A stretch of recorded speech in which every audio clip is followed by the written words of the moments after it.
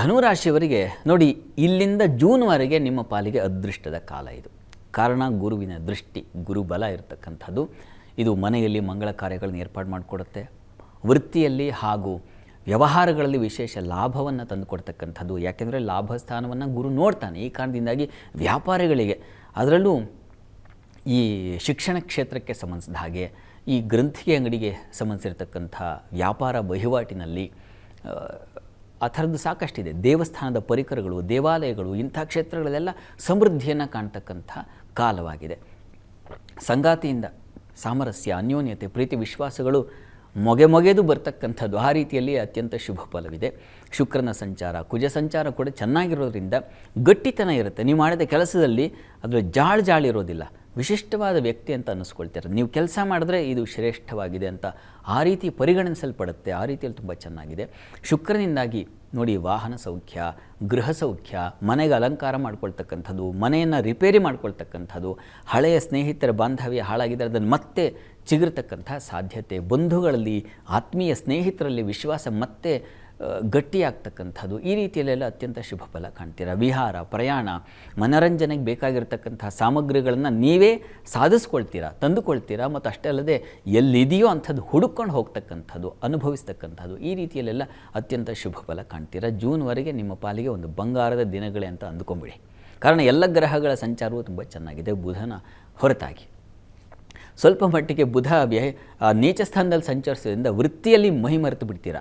ಸುಖ ಸಮೃದ್ಧವಾದರೆ ಕೆಲಸ ಯಾರಿಗೆ ಬೇಕು ಅನ್ನೋದು ಬರುತ್ತಲ್ವ, ಆ ರೀತಿಯಲ್ಲಿ ಆಗಿಬಿಡೋ ಸಾಧ್ಯತೆ ಇರುತ್ತೆ. ವೃತ್ತಿಯಲ್ಲಿ ಸ್ವಲ್ಪ ಜಾಗ್ರತೆ ವಹಿಸಿ.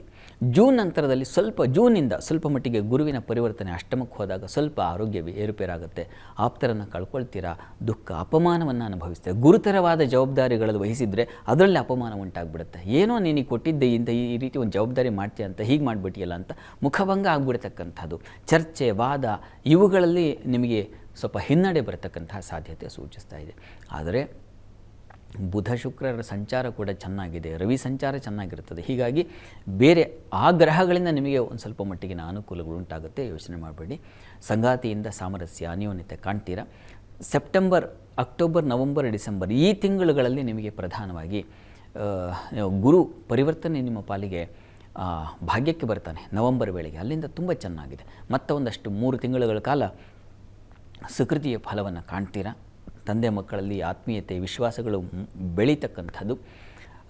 ಬಹಳ ಮುಖ್ಯವಾಗಿ ಧರ್ಮ ಕ್ಷೇತ್ರಗಳಲ್ಲಿ ಧಾರ್ಮಿಕ ಆಸಕ್ತಿ ಹೆಚ್ಚು ಮಾಡ್ಕೊಳ್ತಕ್ಕಂಥದ್ದು, ಸತ್ಕಾರ್ಯಗಳನ್ನು, ಪುಣ್ಯ ಕಾರ್ಯಗಳನ್ನು ಮಾಡ್ತಕ್ಕಂಥ ಮನಸ್ಸಾಗೋದು, ಇದೆಲ್ಲ ತುಂಬ ಚೆನ್ನಾಗಿದೆ.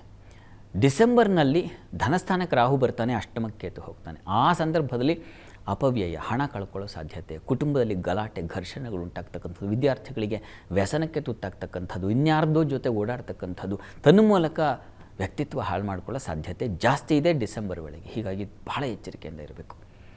ಆ ಸಂದರ್ಭದಲ್ಲಿ ತಪ್ಪದೇ ದುರ್ಗಾ ಪ್ರಾರ್ಥನೆ ಮಾಡಿ, ದುರ್ಗಾ ಸ್ತುತಿಯನ್ನು ಹೇಳ್ಕೊಳ್ಳಿ, ದುರ್ಗಾ ಸಪ್ತಶತಿ ಪಾರಾಯಣ ಮಾಡಿಸೋದು ತುಂಬ ಒಳ್ಳೆಯದು.